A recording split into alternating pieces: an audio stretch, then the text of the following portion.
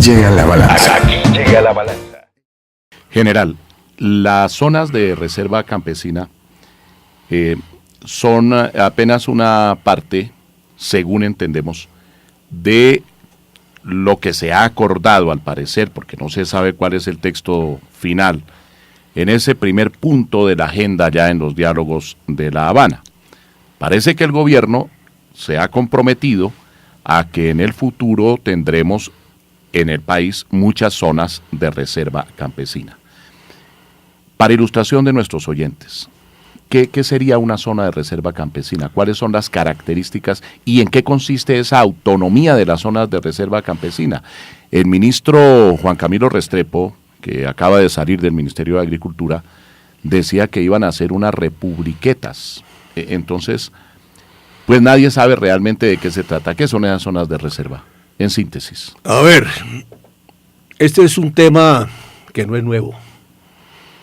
Hay una legislación anterior con la cual se crearon algunas reservas campesinas, en las cuales había algunos beneficios del Estado para su desarrollo integral, infraestructura, beneficios económicos de distinta índole, asesorías de tipo agrario, para desarrollar ciertas zonas que podrían ser consideradas de vital importancia dentro del contexto nacional, especialmente en algunas zonas que fueron afectadas significativamente por la acción de la violencia armada. Quedaron 4 o 5 que están vigentes, pero que no se han desarrollado exactamente dentro de los parámetros que se fijaron en esa época.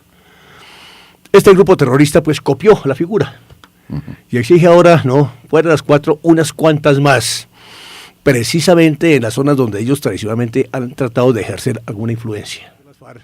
El plan agrario que han venido exponiendo a través de muchos años su propia reforma agraria. Bueno, pero sobre esto realmente no hay claridad. No hay. Y no hay claridad porque el gobierno pues dio a conocer recientemente un documento de 13 páginas con una serie de generalidades, pero donde no se fija exactamente cuáles fueron los compromisos adquiridos, ¿no? El qué y el cómo y en qué circunstancias. ¿Cuál es el contenido de los acuerdos? No lo sabemos. Y además dicen, en una frase que yo no he podido comprender, se lo digo honestamente, general, no he podido entenderla, que dice que nada está acordado hasta que todo esté acordado. Y yo eso a mí me parece una contradicción en los términos, porque entonces si nada está acordado, pues es que nada está acordado. Entonces, ¿por qué no están diciendo que hay un acuerdo? Y me parece que no nos han dicho sino parte de lo que se ha conversado y no nos han mostrado además el texto. Los abogados tendemos por formación a querer leer los textos para saber exactamente cuál es el alcance bien de la norma o bien del acuerdo respectivo, sobre todo porque vamos hacia una constituyente según lo que están solicitando los miembros de las FARC y entonces probablemente ahí vamos a cambiar la Constitución del 91. Bueno, cuando no hay claridad, entonces surgen las especulaciones. Claro. Y es lo que está ocurriendo ahorita. Se especula mucho y se genera alarmas en todo sentido. Ahora hay un pronunciamiento de la Federación de Ganaderos en el sentido pues de que lo que se acordó, no sé si la Federación conoce exactamente qué fue lo que ocurrió y qué se acordó, afecta significativamente principios fundamentales, el tema, por ejemplo, de la propiedad privada, ¿no? Uh-huh. Que allí en lo que se ha dicho, pues en ningún momento se reafirma ese principio definitivo de la propiedad privada como concepto fundamental para el desarrollo, para la tranquilidad, para la garantía de los derechos individuales, etcétera, etcétera, etcétera, etcétera. Entonces surgen las especulaciones, unas facultades supuestamente extraordinarias que le van a dar al FECODER, para el tema de la reforma agraria, uh-huh, donde le dan facultades mediante una resolución expropiar terrenos fácilmente, uh-huh, o sea que el principio y los derechos de propiedad están en juego y eso ha generado pues malestar y preocupación. Ahora económicamente el país necesita del campo y si asustamos a los inversionistas, entonces los efectos pueden ser, ¿no?, bastante preocupantes y delicados. Entonces todo está en base a las especulaciones, hay alarma, ¿no? Y cuando eso ocurre, era el momento en que el Estado debía salir y el gobierno explicar con claridad, ¿no? Y definir esto es lo que está pasando y evitar, ¿no?, que esta situación se siga cogiendo fuerza en este ámbito de incertidumbre. Pero en el grupo de negociadores... Pero además está la justicia transicional.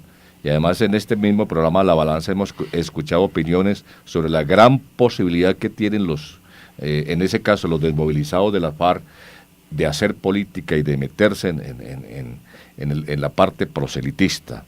Entonces yo, observando sus afirmaciones sobre las zonas de reserva campesina, la pregunta que se me antoja en este momento, que se me sobreviene en este momento es, usted, doctor general Ruiz Barrera, ¿ve en el inmediato futuro a los guerrilleros haciendo proselitismo armado en esas zonas de reserva campesina? A ver, asumamos que se llegara a un acuerdo de fin del conflicto. No todos se van a desmovilizar, sencillamente porque tienen a su haber el gran negocio del narcotráfico. Ese negocio no lo dejan, y no lo dejan porque tienen la parte fundamental del negocio. No solamente tener los cultivos y los laboratorios de procesamiento, las rutas para la comercialización. Eso es lo que vale el negocio. Y esas rutas, ¿no?, las están manejando con especial maestría. Y tienen la gran ventaja de utilizar al país vecino Venezuela, ¿no?, para que, como puente, ¿no?, se distribuya todo lo que producen en los mercados internacionales. En eso hay mucha gente metida, alrededor de 3.000 encarcelados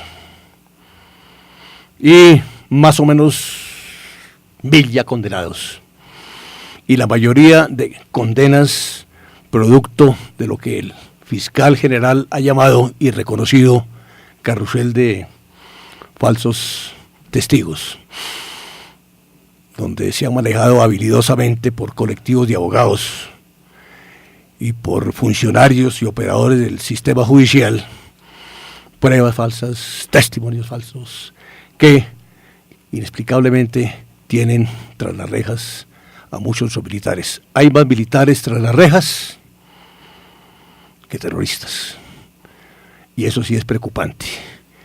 Y cuando esto ocurre, sucede algo supremamente grave, que es perder la voluntad de lucha.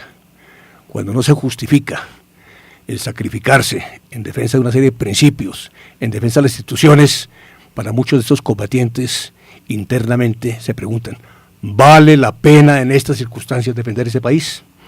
La respuesta es obvia. Entonces, esto hay que rescatarlo. Hemos luchado por todo lado, tratando pues de obtener o recuperar un fuero militar, pero en condiciones realmente efectivas, no tan limitado como el que nos acaban de otorgar. Entonces vemos que un recurso es la participación política, recurso de supervivencia para que nuestra institución no pueda prevalecer. ¿Qué queremos con esto? Bueno, los retirados nos estamos moviendo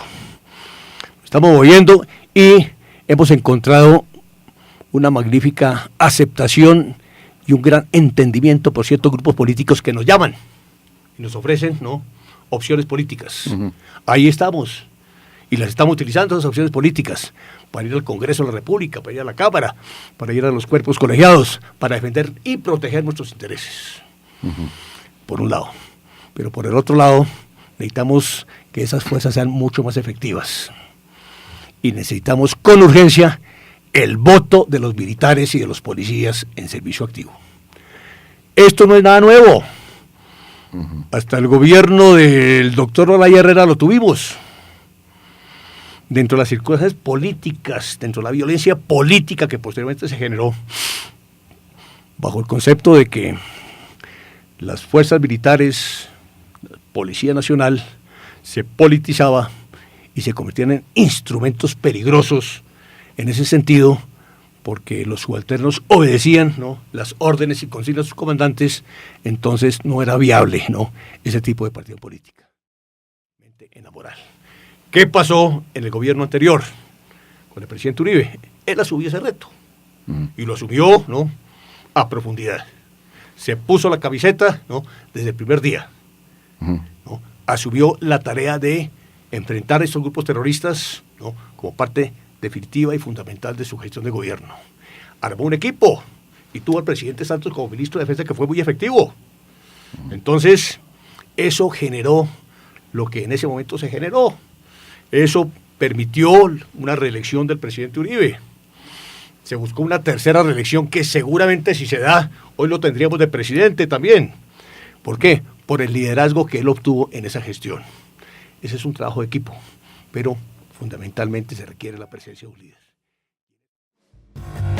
Se cierran los micrófonos en La Balanza. La balanza. Los esperamos el próximo domingo para debatir los hechos que son noticia en el país.